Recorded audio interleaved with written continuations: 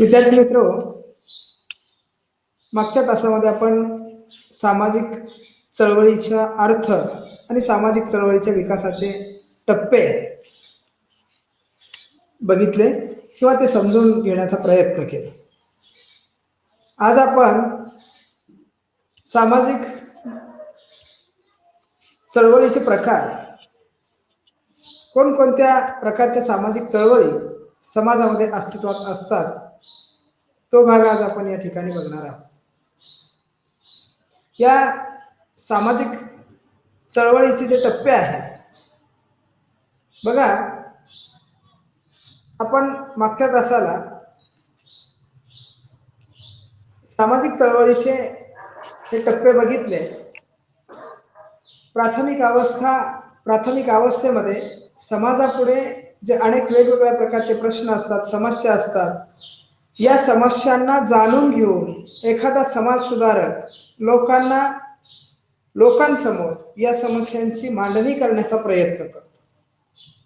दुसऱ्या अवस्थेमध्ये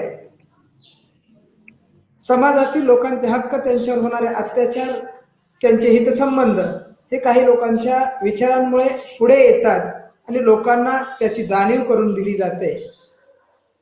संस्थागत अवस्था सामाजिक चळवळीला निर्माण होते. तिसरी अवस्था आहे.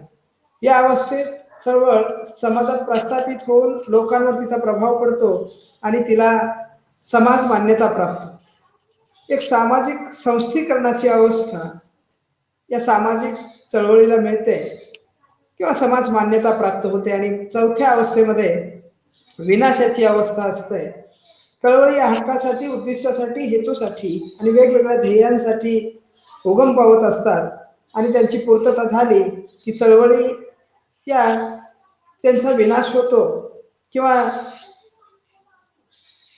चळवळीतील अनुयायी चळवळीपासून दुरावून तिच्या विघटनाची प्रक्रिया होते. एकतर या चळवळीचं जे उद्दिष्ट आहे, चळवळीचं जे कार्य आहे, ते कार्य पूर्ण झाल्यानंतर या चळवळी विघटित केल्या जातात किंवा विघटित होतात. आज आपण या सामाजिक चळवळीचे जे प्रकार आहेत, कोणकोणत्या वेगवेगळ्या प्रकारच्या सामाजिक चळवळी समाजामध्ये अस्तित्वात. बघा, चळवळी वरील टप्प्यातून मार्गक्रमण करीत असताना काही चळवळी आपले उद्दिष्ट साध्य करतात तर काही चळवळी अयशस्वी होतात. सगळ्याच चळवळी यशस्वी होतात असं नाही आहे. काही चळवळी समाजामध्ये यशस्वी होतात तर काही चळवळी या समाजामध्ये अयशस्वी होतात. त्यांना अपयश येतं. जे उद्दिष्ट साध्य करायचं आहे त्या उद्दिष्टापर्यंत या चळवळी जाऊ शकत नाही.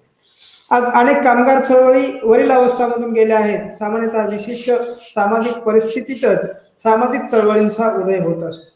सामाजिक चळवळीच्या उदयासाठी एक विशिष्ट अशा प्रकारची परिस्थिती समाजामध्ये निर्माण व्हावी लागते आणि अशा परिस्थितीमध्ये समाजात वेगवेगळ्या प्रकारच्या सामाजिक चळवळी या प्रस्थापित होतात किंवा ते निर्माण होतात. समाजातील समूहांमध्ये जर असमाधान, सापेक्ष, वंचिततेची परिस्थिती असेल, व्यवस्थेबद्दल वैफल्यता असेल तर समाजामध्ये सामाजिक चळवळींचा उदय होतो. या चळवळींच्या उदयाची जी कारणे आहे त्यात समाजातल्या लोकांची असमाधान, सामाजिक व्यवस्थेविषयी समाजाकडून लोकांच्या ज्या अपेक्षा आहेत, व्यवस्थेकडून लोकांच्या ज्या अपेक्षा आहेत, त्या अपेक्षा पूर्ण झाल्या नाही तर समाजातल्या लोकांमध्ये असमाधानाची भावना निर्माण होते. सापेक्ष वंचिततेची परिस्थिती असते. जी सापेक्षतः काही लोकांना त्यांचे हक्क मिळतात पण काही लोकांना त्यांच्या हक्कापासून वंचित ठेवलं जातं. अशा वंचित ठेवल्या जाण्याच्या परिस्थितीमध्ये समाजामध्ये सामाजिक चळवळीची निर्मिती होते. सामाजिक व्यवस्थेबद्दल लोकांच्या मनामध्ये वैफल्य निर्माण होते आणि मग हे वैफल्य समाजातल्या लोकांच्या मनामध्ये निर्माण झाल्यानंतर समाजामध्ये सामाजिक चळवळींची निर्मिती होते. सामाजिक चळवळीच्या उदयासाठी जे कारणीभूत ठरणारे घटक आहेत, या घटकांमुळे समाजामध्ये सामाजिक चळवळी या उदयास येतात. गेल्या काही दशकांमध्ये सामाजिक चळवळींचे समाजशास्त्र हे समाजशास्त्राच्या विस्तारत असलेले एक अंग आहे.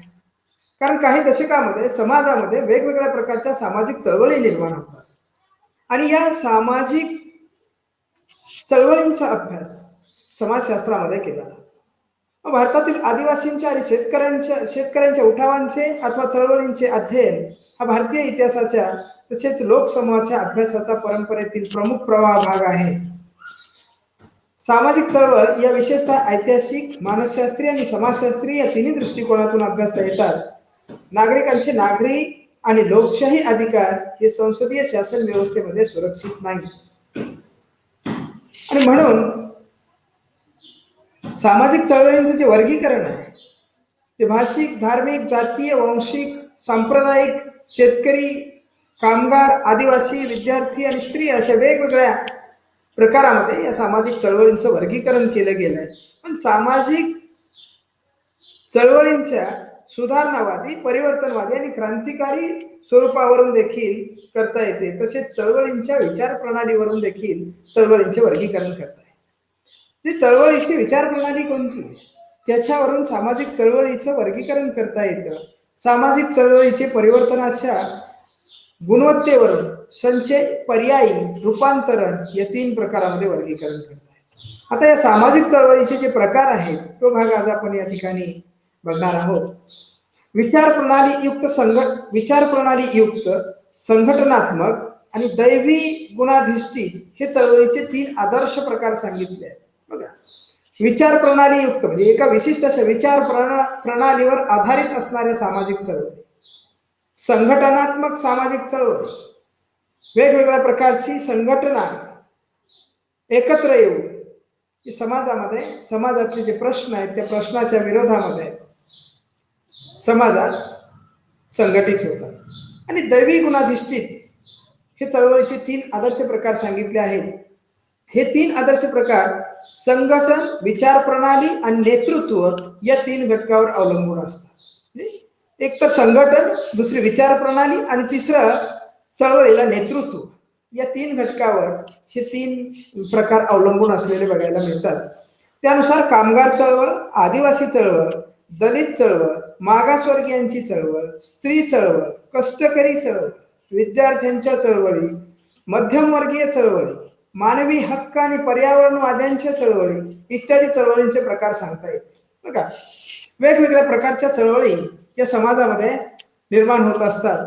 कामगारांच्या चळवळी असतील, विद्यार्थ्यांच्या चळवळी असतील, स्त्रियांच्या चळवळी असतील किंवा आणखी काही वेगवेगळ्या प्रकारचे जे समाजातले घटक आहेत या घटकांना ज्या वेळेला वंचिततेची भावना या घटकांच्या मनामध्ये निर्माण होते त्यावेळेला समाजामध्ये सामाजिक चळवळीची निर्मिती होत असते. तर पहिला जो प्रकार आहे तो प्रकार आहे सुधारणावादी चळवळ. समाजामध्ये कोणत्या ना कोणत्या प्रकारची सुधारणा घडवून आणण्यासाठी समाजातले लोक संघटित झालेले असतात आणि ते एकत्र लढा देत असतात. समाजाच्या मूलभूत सामाजिक संरचनेमध्ये मोठ्या प्रमाणात बदल घडवून न आणता समाजात सुधारणा घडवून आणण्याचा प्रयत्न करणारी चळवळ म्हणजे सुधारणावादी चळवळ. ती समाजाचं जे स्ट्रक्चर आहे, समाजाची जी मूलभूत सामाजिक संरचना आहे, या संरचनेमध्ये मोठ्या प्रमाणामध्ये परिवर्तन न घडवून आणता समाजात सुधारणा घडवून आणण्याचा प्रयत्न करणारी चळवळ. ही समाजात काहीतरी बदल पाहिजे, समाजामध्ये सुधारणा घडवून आणायची आहे, समाजातल्या लोकांच्या वर्तनामध्ये बदल घडवून आणायचा आहे, यासाठी या सुधारणावादी चळवळी समाजामध्ये निर्माण झालेल्या असतात. या चळवळीला समाजातील काही मूल्ये व प्रथा मान्य असतात तर काही मूल्ये व प्रथांना विरोध असतो. बघा, समाजातल्या काही मूल्य आणि प्रथा या चळवळीमध्ये मान्य केलेले असतात तर काही मूल्य आणि प्रथांना विरोध केला जातो आणि त्या मूल्ये आणि प्रथांना संपवण्यासाठी किंवा त्यांना बदलवण्यासाठी समाजामध्ये सामाजिक चळवळीची निर्मिती केली जाते. तर ही समाजात सुधारणा घडवून आणण्यासाठीच या चळवळी निर्माण होतात. या चळवळीला समाजातील काही मूल्य व प्रथा मान्य असतात तर काही मूल्य व प्रथांना त्यांचा विरोध असतो. अशा प्रथा व मूल्यात बदल घडवून आणण्याचा या चळवळीचा प्रयत्न असतो. जी मूल्ये, जी प्रथा नको आहे, ज्या अनिष्ट, उदाहरणार्थ सतीसारखी प्रथा असेल, जी सती प्रथा समाजामध्ये अस्तित्वात होती ती आज नाही आहे, पण त्याच्यावरती एक चळवळ निर्माण झाली की ही प्रथा समाजामध्ये अस्तित्वात असायला नको.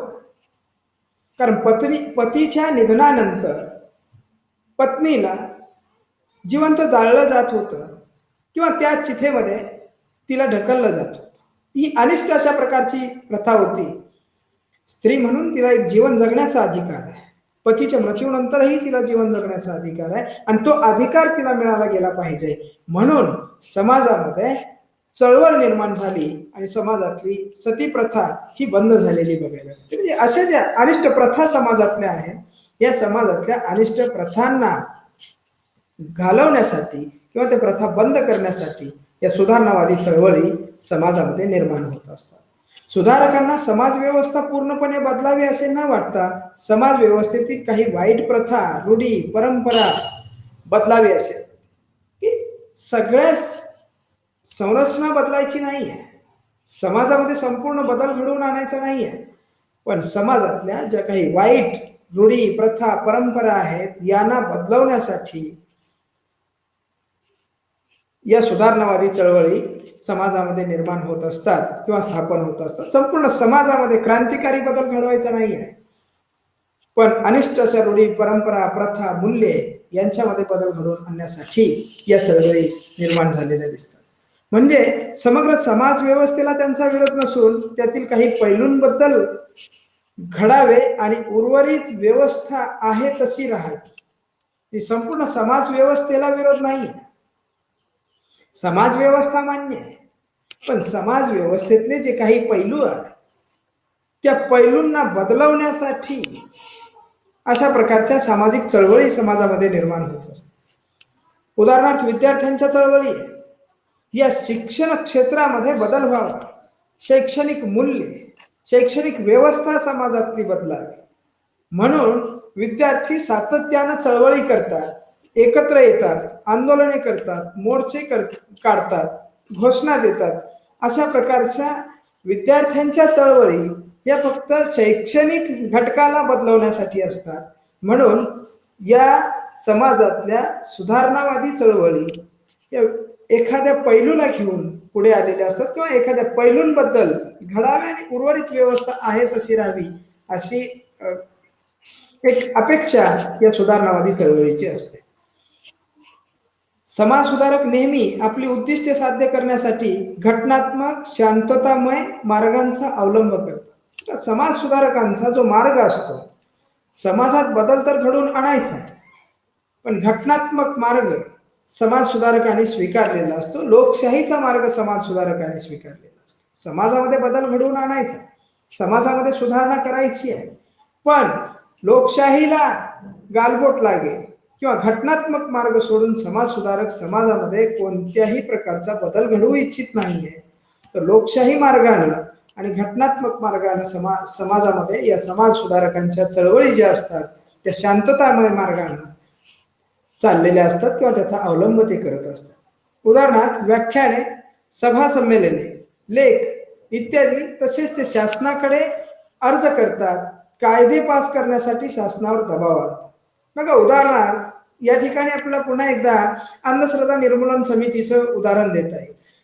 महाराष्ट्रामध्ये आणि संबंध देशामध्ये या विज्ञानाच्या युगामध्ये जी अंधश्रद्धा समाजातल्या लोकांमध्ये आजही आहे, ती अंधश्रद्धा कमी व्हावी म्हणून व्याख्याने देतात. या संघटनातले, या चळवळीतले लोक व्याख्याने देतात लोकांमध्ये जाऊन आणि लोकांमध्ये जागरूकता निर्माण करण्याचं काम. सभा संमेलने घेतात आणि त्या सभा संमेलनाच्या माध्यमातून लोकांच्या मनामध्ये या अंधश्रद्धेच्या विरोधामध्ये तिरस्कार निर्माण करण्याचं काम, तिला समूळ नष्ट करण्यासाठी लोकांच्या मनामध्ये हा नवा विचार रुजवण्याचं काम. लेख लिहितात, तसेच शासनाकडे अर्ज करतात, काही कायदे पास करून घेण्यासाठी प्रयत्न करतात, शासनावर सातत्याने दबाव आणतात. हे या ठिकाणी सुधारणात्मक चळवळीचं काम असलेलं आपल्याला बघायला मिळतं. लोकशाही समाजात लोकांना आपले मत मांडणे, विरोध प्रकट करणे, सामाजिक संस्थेचा बदल घडवून आणणे इत्यादी बाबत स्वातंत्र्य असल्यामुळे सुधारणा चळवळी लोकशाही समाजात जास्तीत जास्त निर्माण होतात. बघा, लोकशाही समाजामध्ये लोकांना आपलं मत मांडण्याचं स्वातंत्र्य असतं, विरोध प्रकट करण्याचं स्वातंत्र्य असतं, सामाजिक संस्थेमध्ये किंवा संरचनेमध्ये बदल घडवून आणण्याचं स्वातंत्र्य असतं. म्हणून लोकशाही समाज व्यवस्थेमध्ये या सामाजिक सुधारणावादी सामाजिक चळवळी ह्या मोठ्या प्रमाणावर निर्माण झालेल्या आपल्याला बघायला मिळतात. की लोकशाही समाज व्यवस्थेमध्ये समाज व्यवस्थेतलं वातावरण या सुधारणावादी चळवळींना पोषक असलेलं या ठिकाणी आपल्याला नमूद करावं लागेल. बघा, भारतीय समाजात 19व्या व 20व्या शतकाच्या सुरुवातीस अनेक सुधारणावादी चळवळी अस्तित्वात आल्या.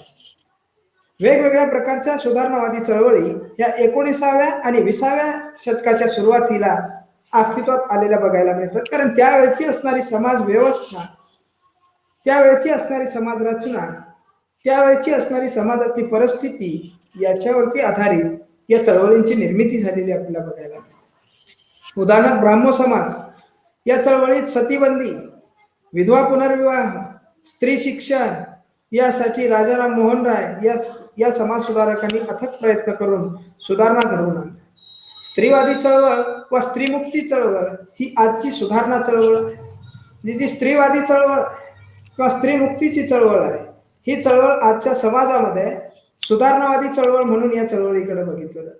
कारण स्त्रिया त्यांच्या हक्कासाठी आणि त्यांच्यावर होत असणाऱ्या अन्याय आणि अत्याचाराच्या विरोधामध्ये समाजामध्ये आणि शासनाकडे सातत्यानं पाठपुरावा करतात किंवा सातत्यानं त्या संघर्ष करतात की आमच्यावर होत असणारा जो अन्याय आहे, आमच्यावर होत असणारे जे अत्याचार आहेत हे थांबले पाहिजे. एक माणूस म्हणून जगण्याचा आम्हालाही अधिकार आहे. पुरुषाच्या बरोबरीनं जीवन जगण्याचा आम्हालाही अधिकार आहे. तो अधिकार आम्हाला मिळाला पाहिजे. यासाठी सातत्यानं समाजामध्ये या स्त्रीमुक्ती किंवा स्त्रीवादी चळवळी निर्माण होत असलेल्या आपल्याला बघायला मिळते. बघा, दुसरा जो प्रकार आहे सामाजिक सुधारणांचा, तो पहिला आहे सुधारणावादी चळवळ आणि दुसरा आहे क्रांतिकारक. या क्रांतिकारक चळवळीला समाजामध्ये क्रांतिकारक बदल व्हावेत अशी अपेक्षा असते. समाजात क्रांती घडून आली पाहिजे. समाजातली आजची मूल्य व्यवस्था जाऊन नवी मूल्य व्यवस्था समाजामध्ये रुजली पाहिजे. एक नवी व्यवस्था निर्माण झाली पाहिजे. यासाठी समाजामध्ये या क्रांतिकारी किंवा क्रांतिवादी चळवळी निर्माण झालेल्या असतात. आता या क्रांतिकारकच्या चळवळी आहे बघा, समाज व्यवस्थेत सापेक्षतः संपूर्ण, अचानक आणि सामान्यतः हिंसक मार्गाने घडवून येणारे परिवर्तन म्हणजे क्रांतिकारी चळवळ. बघा, संपूर्ण परिवर्तन घडवून आणायचं, अचानक एकदम परिवर्तन घडवून आणायचं आणि तेही क्रांतिकारी मार्गानं, संघर्षाच्या मार्गानं हे परिवर्तन घडवून आणण्यासाठी त्या क्रांतिकारक सामाजिक चळवळी समाजामध्ये निर्माण झालेल्या असतात. क्रांतिकारक सामाजिक चळवळी नेहमी समाजामध्ये संघर्ष घडवून आणतात किंवा हिंसक मार्गानं समाजामध्ये बदल किंवा परिवर्तन घडवून आणण्याचा त्या प्रयत्न करतात. क्रांतीमुळे समाजात हळूहळू टप्प्याटप्प्याने शांतता मार्गाने सातत्याने घडून येणाऱ्या व्यापक स्वरूपाचे परिवर्तन घडून येते. उदाहरणार्थ औद्योगिक क्रांती, सामाजिक चळवळींना जेव्हा क्रांतिकारक चळवळी म्हटले जाते तेव्हा समग्र समाज व्यवस्थेत अल्पावधीतच व्यापक प्रमाणावरील संस्थात्मक स्वरूपाचे मूलगामी बदल घडून येणे सामान्यतः अपेक्षित असते. की समाजातली जी व्यवस्था, या व्यवस्थेमध्ये सापेक्षतः मूलगामी अशा स्वरूपाचे बदल घडवून येणं अपेक्षित असतं आणि हे बदल घडवून आणण्यासाठी समाजामध्ये या क्रांतिकारी सामाजिक चळवळींची निर्मिती झालेली असते. प्रस्थापित समाज व्यवस्थेमध्ये बदल करून नवीन समाज व्यवस्था अस्तित्वात आणणे हे क्रांतिकारी सामाजिक चळवळीचे प्रमुख उद्दिष्ट आहे. बघा, प्रस्थापित जी समाज व्यवस्था, ही समाज व्यवस्था नष्ट करून नवी समाज व्यवस्था उदयास आणण्याचं काम, खरं काम या क्रांतिकारी सामाजिक चळवळीच्या माध्यमातून केलं. आता प्रस्थापित असणारी समाज व्यवस्था आणि तिला नष्ट करायची. उदाहरणार्थ 1789ला नेपोलियन बोनापार्टच्या नेतृत्वाखाली फ्रेंच राज्यक्रांती झाली आणि या फ्रेंच राज्यक्रांतीनं समाजाला स्वातंत्र्य, समता आणि बंधुता ही मूल्ये, जी लोई राजवट होती ती लोई राजवट उद्ध्वस्त करून नेपोलियन बोनापार्टची नवी स्वातंत्र्य, समता आणि बंधुता या तत्वावर असणारी राजवट उदयास आली. अशा प्रकारच्या या क्रांतिकारी चळवळीतून एक समाज व्यवस्था घालून दुसरी समाज व्यवस्था निर्माण करण्याचं उद्दिष्ट या क्रांतिकारी चळवळीचं असतं. क्रांतिकारक चळवळीच्या माध्यमातून समाज सुधारक केवळ समाज व्यवस्थेतील दूषित व्यवस्था काढत असतो, मात्र क्रांतिकारक हा संपूर्ण प्रस्थापित समाज व्यवस्था बदलून त्या जागी सुयोग्य समाज व्यवस्था आणत असतो. या क्रांतिकारकांना अस्तित्वात असणारी प्रस्थापित समाज व्यवस्था बदलून त्या ठिकाणी नवी सुयोग्य अशी समाज व्यवस्था निर्माण करण्याचं उद्दिष्ट या क्रांतिकारी सामाजिक चळवळीच्या माध्यमातून केलं जातं. बघा, क्रांतिकारक हा संपूर्ण प्रस्थापित समाज व्यवस्था बदलून त्या जागी सुयोग्य समाज व्यवस्था आणत असतो. त्यामुळे समाज सुधारक आणि क्रांतिकारक हे एकमेका विरोधात असलेले दिसतात. समाज सुधारकांचा जो मार्ग आहे, समाजामध्ये सुधारणा घडवून आणण्याचा मार्ग आहे, तो शांततेचा मार्ग आहे, घटनात्मक मार्ग आहे. पण क्रांतिकारक चळवळींचा मार्ग मात्र हा घटनेच्या विरोधात जाऊन तो शांततेच्या मार्गाने नाही आहे, संघर्षाच्या आणि हिंसेच्या मार्गाने. हिंसा आणि संघर्ष या क्रांतिकारक चळवळीमध्ये मोठ्या प्रमाणावर होत असतात. म्हणून सुधारणावादी चळवळी आणि क्रांतिकारक चळवळी, समाज सुधारकांनी निर्माण केलेल्या चळवळी आणि क्रांतिकारकांनी निर्माण केलेल्या चळवळी, या दोन्ही चळवळीमध्ये विरोधाभास असलेला बघायला मिळतो. किंवा समाज सुधारकांच्या चळवळीपेक्षा विरोधी स्वरूपाच्या चळवळी या क्रांतिकारक चळवळी समाजामध्ये असलेला आपल्याला बघायला मिळतो. समाज व्यवस्थेतील बदल किती प्रमाणात घडवून आणायचा आणि त्यासाठी कोणता मार्ग अवलंबायचा या बाबतीत दोहोत भेद असतो. या दोन्ही समाज सुधारक आणि क्रांतिकारक यांच्यामध्ये समाजामध्ये कोणते बदल घडवून आणायचे आणि ते किती प्रमाणामध्ये घडवून आणायचे याच्यामध्ये या दोघांमध्ये विरोध असतो. समाज सुधारकांना नेहमी वाटतं की असणारी व्यवस्था ही योग्य आहे, पण व्यवस्थेतल्या काही घटकांना, काही पैलूंना बदलवण्याची गरज. पण क्रांतिकारकांना असं वाटत नाही. क्रांतिकारक ज्या वेळेला समाजामध्ये सामाजिक चळवळी निर्माण करतात त्यावेळेला त्यांना असं वाटतं की समाजातली संपूर्ण प्रस्थापित व्यवस्था बदलली गेली पाहिजे, ही व्यवस्था जाऊन नवी व्यवस्था समाजामध्ये निर्माण झाली पाहिजे. यासाठी क्रांतिकारक हे समाजामध्ये चळवळी निर्माण करत असतात. लोकशाहीमध्ये मोठ्या प्रमाणावर तीव्र सामाजिक असंतोष असेल तरच क्रांतिकारक चळवळ तयार होत असते. लोकशाहीमध्ये जर तीव्र असंतोष निर्माण झालेला असेल तरच समाजामध्ये क्रांतिकारक चळवळी निर्माण होतात. उदाहरणार्थ, भारताच्या स्वातंत्र्याचा लढा असेल, या भारताच्या स्वातंत्र्याच्या लढ्यामध्ये काही समाज सुधारकांनी आपल्या मार्गाने लढायला सुरुवात केली आणि काही क्रांतिकारक संघटनांनी आपल्या मार्गाने लढायला सुरुवात केली. या क्रांतिकारकांना हिंसेच्या मार्गातून भारताला स्वातंत्र्य मिळवून द्यायचं होतं, तर समाज सुधारकांना शांततेच्या मार्गातून भारताला स्वातंत्र्य मिळवून द्यायचं होतं. दोघांनीही कष्ट घेतले, दोन्ही चळवळी समाजामध्ये अस्तित्वात आल्या, दोन्ही चळवळी समाजामध्ये कार्यरत होत्या, पण या दोन्ही चळवळींच्या माध्यमातून भारताला स्वातंत्र्य मिळालं. केवळ एक आणि एक मार्ग स्वीकारून उद्दिष्ट पूर्ण होत नाही, तर दोन्ही मार्गांचा अवलंब करून बऱ्याच वेळेला काही उद्दिष्ट साध्य करावी लागतात. म्हणून लोकशाही समाजात लोकांना आपल्या असंतोषाची अभिव्यक्ती करण्यासाठी अनेक मार्ग पद्धती उपलब्ध असतात.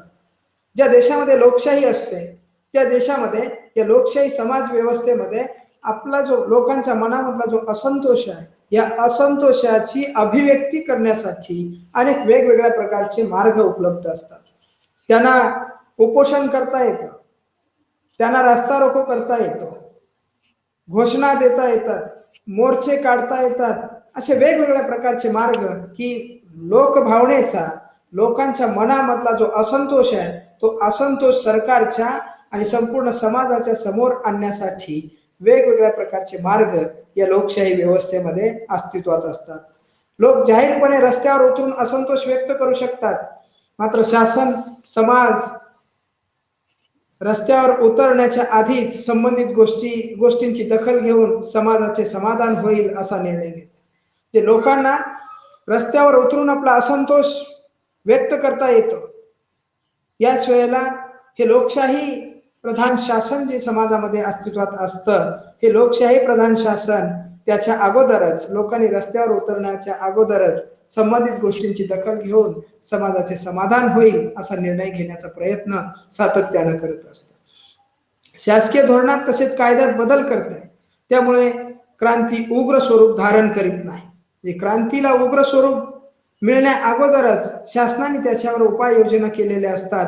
म्हणून लोकशाही शासन व्यवस्थेमध्ये या क्रांतिकारक चळवळी ह्या मोठ्या प्रमाणावर निर्माण होत नाहीत, कारण शासन त्याच्यावर अगोदरच उपाययोजना करण्याचा प्रयत्न करतात.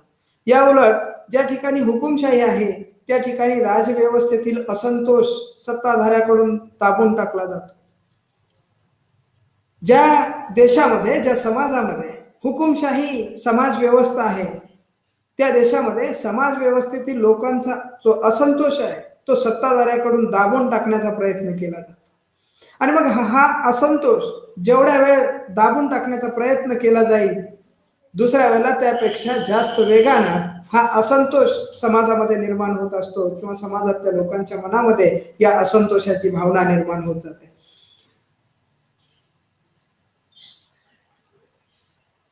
परंपरागत आहे तशी समाज व्यवस्था टिकवून ठेवली जाऊन सुधारणा होऊ दिल्या जात नाहीत. कालांतराने अशा ठिकाणी क्रांती घडून येते. ज्या ज्या समाजामध्ये हुकुमशाही समाज व्यवस्था अस्तित्वात आहे या हुकुमशाही समाज व्यवस्थेमध्ये क्रांतिकारी चळवळी ह्या मोठ्या प्रमाणावर निर्माण होतात आणि सुधारणावादी चळवळी या लोकशाही समाज व्यवस्थेमध्ये निर्माण होतात. कारण सुधारणावादी चळवळींना लोकशाही समाज व्यवस्थेमध्ये पोषक वातावरण निर्माण होतं आणि क्रांतिकारी चळवळींना हुकुमशाही समाज व्यवस्थेमध्ये पोषक वातावरण निर्माण होतं. कारण लोकांचा असंतोष जेवढा दाबला जाईल, त्यांच्या भावना जेवढ्या दाबल्या जातील त्यापेक्षा जास्त वेगानं त्यांच्या असंतोषाचं आणि भावनेचं उद्रेक होतो. म्हणून हुकुमशाही समाज व्यवस्थेमध्ये या क्रांतिकारी स्वरूपाच्या ज्या चळवळी आहेत त्या मोठ्या प्रमाणावर निर्माण होतात. तिसरा जो सामाजिक चळवळीचा प्रकार आहे किंवा सामाजिक चळवळी ज्या तिसऱ्या प्रकारातल्या आहेत त्यामध्ये पुनरुज्जीवनवादी चळवळी. परिवर्तनाला विरोध करून परंपरागत मूल्ये, विचार प्रणाली यांच्याकडे अधिक लक्ष देऊन पूर्ववत स्थिती पुन्हा अस्तित्वात आणण्याचा उद्देश या चळवळीचा असतो. मग या चळवळींना नेहमी असं वाटतं की जुने ते सोने, जे अगोदर होतं ते चांगलं होतं आणि जे नवीन आलंय ते चुकीचं आहे. आणि मग ह्या नव्या परिवर्तनाला विरोध करणाऱ्या या पुनरुज्जीवनवादी चळवळी असतात. परिवर्तनाला विरोध करून जे जुनं समाज व्यवस्था आहे ही समाज व्यवस्था टिकवून ठेवण्यासाठी या सामाजिक चळवळी प्रयत्न करत असलेल्या आपल्याला बघायला की एका बाजूला समाजामध्ये जे माणसं जीवन जगतात आणि नव्यानं जी टेक्नॉलॉजी समाजामध्ये आली, या विज्ञान आणि तंत्रज्ञानाला विरोध करणाऱ्या काही चळवळी समाजामध्ये निर्माण झाल्या. या विज्ञान आणि तंत्रज्ञानावर आधारित जीवन आम्हाला जगायचं नाही. जे जीवन या विज्ञान आणि तंत्रज्ञानाच्या पूर्वी आम्ही जगत होतो तेच जीवन आम्हाला जगायचे, तेच नीतिमूल्य आम्हाला समाजामध्ये ठेवायची, तीच रूढी परंपरा प्रथा समाजामध्ये आम्हाला अस्तित्वात ठेवायची. या नव्या टेक्नॉलॉजीने निर्माण केलेली नियमने, प्रमाणके आणि मूल्ये आम्हाला स्वीकारायची नाही आहेत. या नव्या विचार प्रणालीला विरोध करण्याचं काम या पुनरुज्जीवनवादी चळवळी करत असलेलं आपल्याला बघायला मिळतं. बघा, हिला प्रतिगामी चळवळ असेही म्हणतात की हे प्रतिगामी स्वरूपाच्या चळवळी असतात. ही चळवळ परिवर्तनात्मक विकास न घडवता अधोगतीचे प्रतीक म्हणून कार्य करते. म्हणजे जे जुनं परिवर्तनाला विरोध करण्याचं काम ही चळवळ सातत्यानं करत असलेली आपल्याला बघायला मिळते. आणि मग या प्रतिगामी स्वरूपाच्या चळवळी देखील समाजामध्ये निर्माण होत असतात, ज्या नव्या बदलांना विरोध करतात, नव्या येऊ घातलेल्या नियमांना, जी नवी मूल्य व्यवस्था निर्माण झाली या व्यवस्थेला विरोध करण्याचं काम या प्रतिगामी चळवळी समाजामध्ये करत असतात. पुन्हा मागे जाणे हा या चळवळीचा उद्देश असतो. हे पुन्हा मागे जाणे, जुनं ते सोनं, जसं मी सांगितलं त्याप्रमाणे या पुनरुज्जीवनवादी चळवळी समाजामध्ये अस्तित्वात असतात. जे आहे त्याला टिकवून ठेवण्याचं काम केलं जातं. उदाहरणार्थ एकत्र कुटुंब पद्धती होती. ही एकत्र कुटुंब पद्धती समाजातल्या लोकांना किंवा समाजामध्ये जीवन जगण्यासाठी आवश्यक आहे असं वाटणे आणि नव्या कुटुंब पद्धतीला विरोध होणे, जी कुटुंब पद्धती पुढे नव्यानं निर्माण झाली आहे त्याला विरोध करण्याचं काम या पुनरुज्जीवनवादी चळवळी करत असलेलं आपल्याला बघायला मिळतात. म्हणजे विभक्त कुटुंब आणि न्यूक्लिअर कुटुंब हे एकत्र कुटुंब पद्धतीच्या विरोधात आहे. आणि मग ज्या वेळेला या प्रतिगामी चळवळीच्या लोकांना असं वाटतं की एकत्र कुटुंब पद्धती हीच समाजामध्ये योग्य होती आणि नव्यानं निर्माण झालेल्या या विभक्त कुटुंब आणि न्यूक्लिअर कुटुंब हे समाजासाठी घातक आहेत, हे कुटुंब व्यवस्थेसाठी घातक आहेत. तर ही नवी कुटुंब व्यवस्था समाजामध्ये स्वीकारली जात नाही किंवा तिला विरोध केला जातो, त्यावेळेला समाजामध्ये या प्रतिगामी चळवळी निर्माण झालेल्या असतात. बघा, एक सुधारणावादी चळवळ हा भाग आपण बघितला की सुधारणावादी चळवळीमध्ये समाज सुधारक समाजातल्या काही घटकांना बदलवण्याचा प्रयत्न करतात. दुसरा आपण क्रांतिकारी चळवळी बघितल्या की क्रांतिकारी चळवळी हुकुमशाही समाजामध्ये निर्माण होतात आणि हुकुमशाही समाजामध्ये क्रांतिकारी चळवळ ही सातत्यानं एक समाज व्यवस्था बदलून नवी समाज व्यवस्था निर्माण करण्यासाठी प्रयत्नशील असते किंवा ती प्रयत्न करत असते. म्हणून या क्रांतिकारी चळवळी या हुकुमशाही समाजामध्ये मोठ्या प्रमाणावर निर्माण होतात. आणि तिसरा प्रकार जो आपण बघितला तो पुनरुज्जीवनवादी चळवळी. या पुनरुज्जीवनवादी चळवळीमध्ये या चळवळींना प्रतिगामी चळवळी असंही म्हटलं जातं की परिवर्तनाला विरोध करणाऱ्या या चळवळी समाज व्यवस्थेमध्ये अस्तित्वात असतात. तर चळवळींचे हे जे 3 भाग आहेत, हे 3 भाग आपण 3 प्रकार या ठिकाणी आपण बघितले. यानंतरचा भाग आपण नंतरच्या तासाला बघू. Thank you so much.